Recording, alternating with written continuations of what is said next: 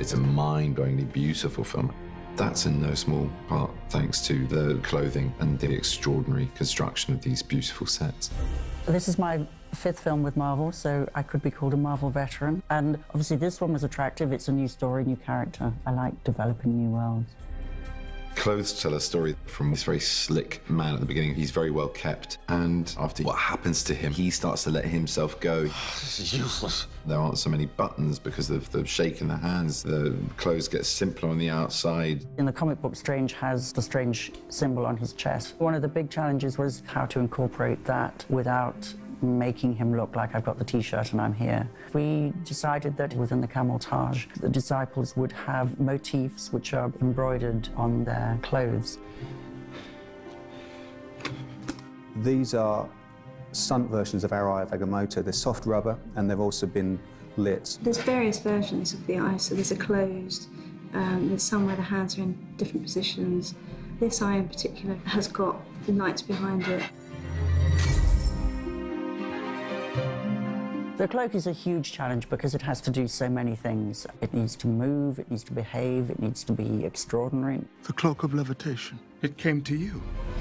We've made a kind of the walking, talking, the full glory cloak. We've made an action cloak. We obviously then, when we use wire work, we have to make a cloak that doesn't foul on the wires. So there are different weights, different lengths, different shapes, different collars, all kinds of things.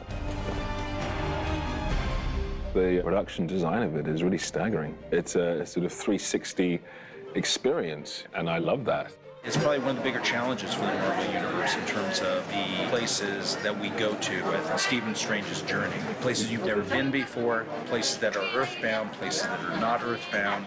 And what's fun is taking a location and making it a character in the film.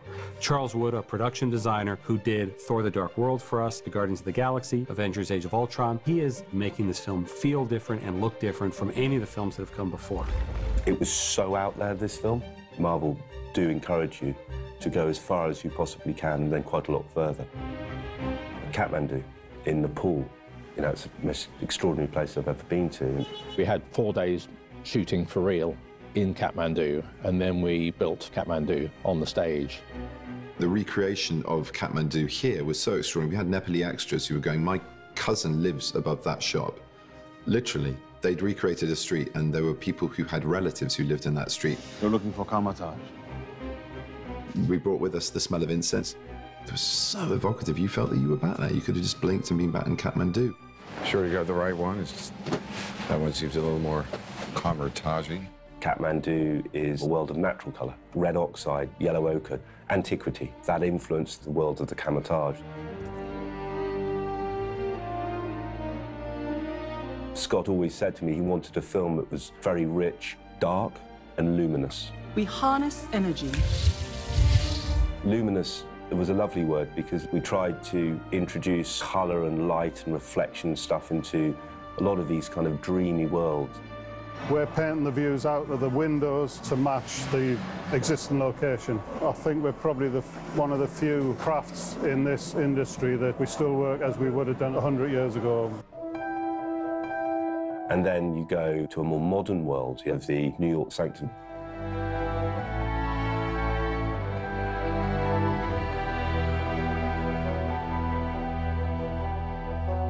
The Sanctum Sanctorum is right there on Bleecker Street in Greenwich Village, where it's been since the early incarnations of this character in the comic books.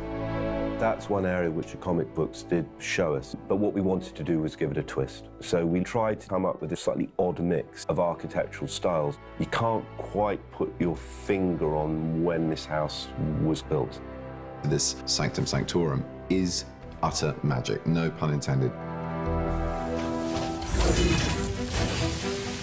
And they're also really going for the details. It's a free gift, right? We don't have to pretend that we're here. We are here. It is extraordinary to work in environments like this because it's so vibrant that you feel that you're in an other space or dimension or world. The New York Sanctum actually at one point tips on its end. So we had to have corridors built for some of the stunt sequences. One was a gimbal corridor with rubber walls so that Strange can be thrown from side to side without hurting himself. Strange goes into these magical spaces.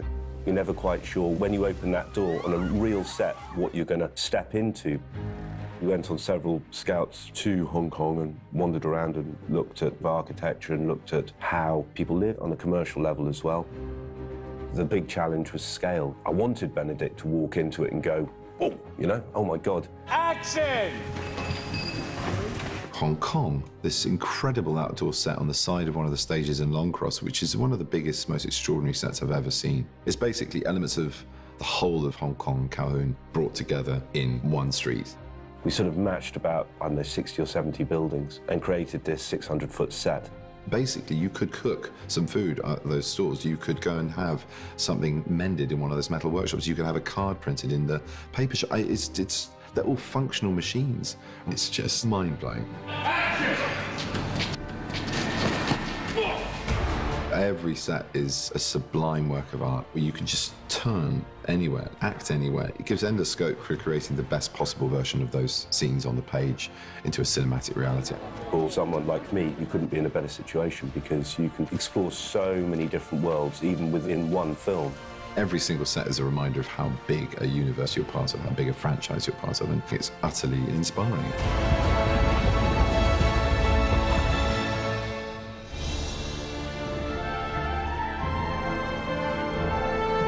The first time I read the script, I went, oh my God, how are we going to do this? Because it goes to all the far reaches of the world. But then, as a group of filmmakers, we've all been down the road before, and you start taking it and dividing it into its little pieces and figuring out, okay, how are we going to do New York? How are we going to go to Kathmandu? We are in some pretty incredible locations that not only has Marvel never shot in before, but a lot of movies haven't shot in before. You see things on location that you didn't imagine and that spark new ideas. The Holy Tours, that one will get a cleaner POV shot.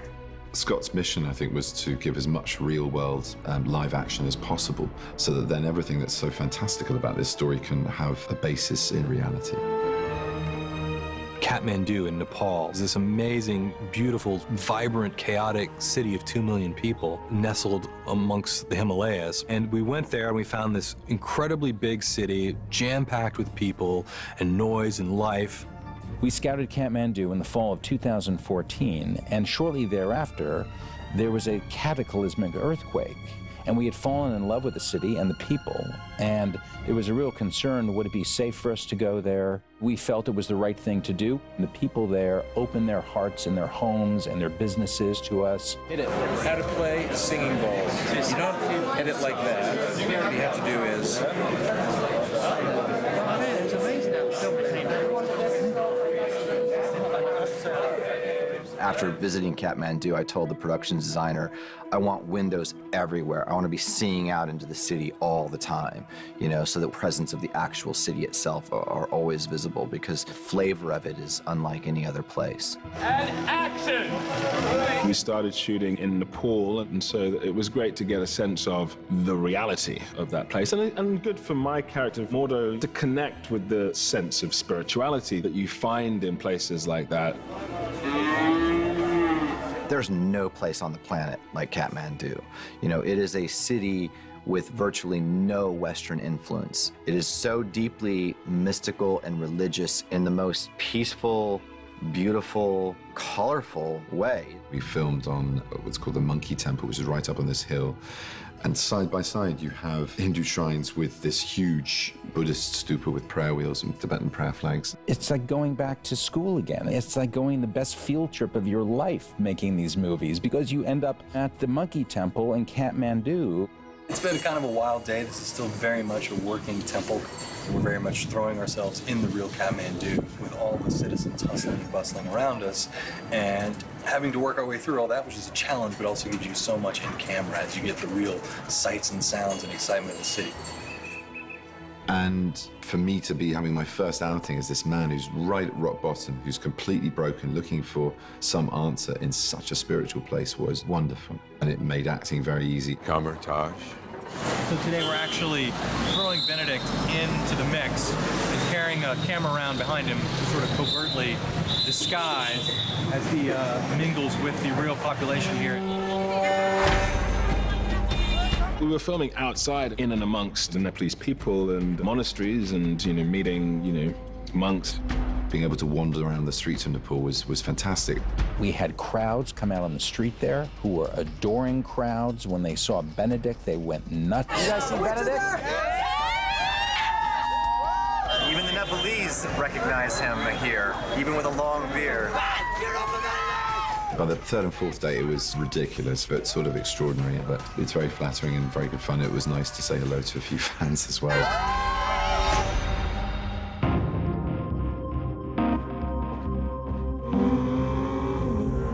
And there's some shooting in New York, where the Sanctum Sanctorum exists. It's fun to take a surgeon who is used to being in the penthouses on Fifth Avenue into Bleecker Street and into Brownstone on the outside. Inside, of course, it is somewhat of a nexus between many different realities. Action! In the Marvel universe, New York is very important. We've had movies set in New York before, like if you look at Captain America and the Avengers. But Doctor Strange may be right up there with any one of our other heroes when it comes to his identity being with New York. We happened to be shooting right outside a comic book shop. And I said, Benedict, you should pop in there. And he said, I should, shouldn't I? Everyone looking at me and... Yeah, I absolutely need a picture of this. I'm sorry. This is great. And I filmed them on my phone walking into the comic book shop and saying hi to the guys that work there. It was amazing. Okay. So nice to meet you. Thank you so much. Absolutely. Thank you. Nice to meet you. See you guys. We love the idea of really shooting New York for New York, because you can't fake that anywhere else.